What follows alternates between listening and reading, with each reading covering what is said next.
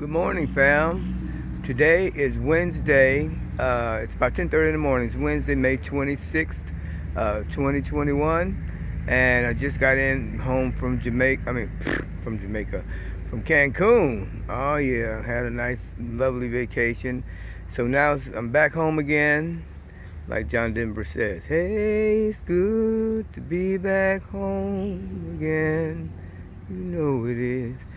Anyway, so in today's episode, I'm going to be working and pruning my garden and just kind of showing some things. And I got a recipe with cabbage, with the cabbage leaves. I'm going to have to do some thinning out and everything. And I'll show you what I'm talking about here. All right, let's go, fam. Okay, fam, now here's an update on my garden. From the last video, you know, the plants were smaller and everything. I think the last video I did on this garden, I was showing you guys how to prune and do suckers. Now I got some my babies are coming on pretty good. Let me see, I got some maters coming. All right, and there's my peppers. They're coming on pretty good. And let's just kind of scroll down through here and take my time. And I got some bell peppers coming on. Okay, and like I said, I'm gonna have to do some trimming up. I've been gone for a few days, and so I'm gonna have to come back and start. And I'm getting ready to feed my plants too. It's getting about time for me to feed them. I got a jalapeno here. See there? They're coming on. My herbs are coming. I got my dill, and my oregano is trying to run a little bit. I'm gonna have to tame her. So anyway, let's get on down through here. Like I said, I got to do a bunch of pruning and trimming and cleaning here. And before I get to the cabbage, you see how the cabbages are? I'm going to come back to them. But let me pan around this way. Come around this way. Remember when I was showing you about those sucker tomato plants that I clipped off when I was pruning? Well, here they are now. Let me get a better view. Okay, see there? They're coming up.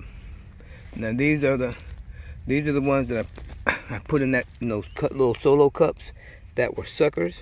So I told you it works. It works. And of course I'm gonna have to trim some of them, but these were the suckers. And in this row I got my squash and zucchini and stuff. But I'm gonna make this bed a little skinnier. It's not gonna be 3 feet wide or whatever, how wide those are. It's gonna be just as though it's a row. So it'll probably be about, well, maybe 16 to 20 inches wide, and so that I can get my tiller between it, and I'll build. And another thing, if you guys need to go ahead and get some of your plants out if you have not already, you can always build your beds later, just to get you some 2x4s or 2x6s and just go alongside of them. Now let's get to the celery. See, I got to clean this out. Here's my celery stalks are coming up pretty good. Don't that pretty? Celery. And it's really, it's really potent there, so that's good. Now, let's get to the cabbage recipe. When I came off my trip, my garden had just like exploded on me. See all these? And the cabbage was beginning to take over things, but they were not getting a head start. The heads were just barely starting on them. So I said, I'm getting me some elephant ear leaves coming on here. So what I'm gonna do, fam, and I tried it last night, so just an experiment. You can take, while you're cleaning and pruning, I'm gonna feed these, but before I feed them and everything, I'm going to just go ahead and pick some leaves off. Okay. Now, you guys, this is going to be a really, really good recipe. I'm telling you, believe Big Artie. See these big old leaves, cabbage leaves? And I know you guys cringe when you're having to trim these, and some of you guys probably don't know what to do with them or throw them away. Well, I'm going to eliminate that now, okay? So we're going to pick some. Let me pick. Let's kind of trim them up a little bit, ones on the bottom, okay? Anyway, and I'll go, so forth and so on. I tell you what, let me just roll with me. Let me trim this one a little bit more. Okay, I'm just breaking them off. And then that takes those ones that are, getting close to the ground. You can discard those, put them in your compost pile. And see, you're kind of cleaning up. See how you're kind of cleaning them up a little bit, like this in Jamaica.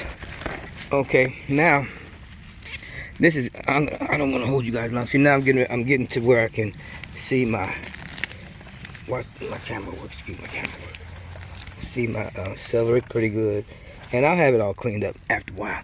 But anyway, now you see I got my leaves here. I'll clean those up, and we're gonna do what we call a what is called, you know, just like a I'm gonna saute them basically with onions. So if you got some fresh onions, now you see how those worms are moving? I told you about that vibration in the other video. When you vibrate and you move the soil, you make love to your garden, them worms will come up. Yep, they sure will. They come up to see what's going on, and at the same time they're kind of aerating your garden. So that's a win-win. But anyway, check it out. I won't hold you guys long. Now, see, that's a lot better there. Now I might take this leaf off right here also, or maybe this one, and this one, and then you'll have a good. Here, let me just go ahead and do it now. Okay, 1. Okay, 2. I'll just leave these 2. Okay, so now you got it's kind of pruned, yet you're going to use the leaves. And now you can see how my celery, you can see the celery, and I'll do this other cabbage the same way, but you see how big they've gotten. And this tomato plant is going all everywhere. So fam, I got a lot of work to do, but it's good and lush. And like I said, my herbs are coming on pretty good. All my herbs. I still got to get me a basil plant. But and see how it's kind of taking over these cabbage, my pepper plants. But that's companion planting. But anyway, and I got some cayenne peppers I'm gonna have to pick and make me some Artie's Famous Hot Sauce, like I said before. Anyway, I'm gonna end this video here, and then I'm gonna show you guys how I make a stir fry. Alright, fam, now I'm going to demonstrate on how I cut up my cabbage. I just washed it, you know, picked it from the garden and washed it really well. And there's an onion there. And if you got fresh onions from your garden, this didn't come from my garden, but if you got some fresh onions from your garden, you can also use those. So let's get started here. Okay, let me go ahead and show you how I take and cut these up. All right, just 1 minute.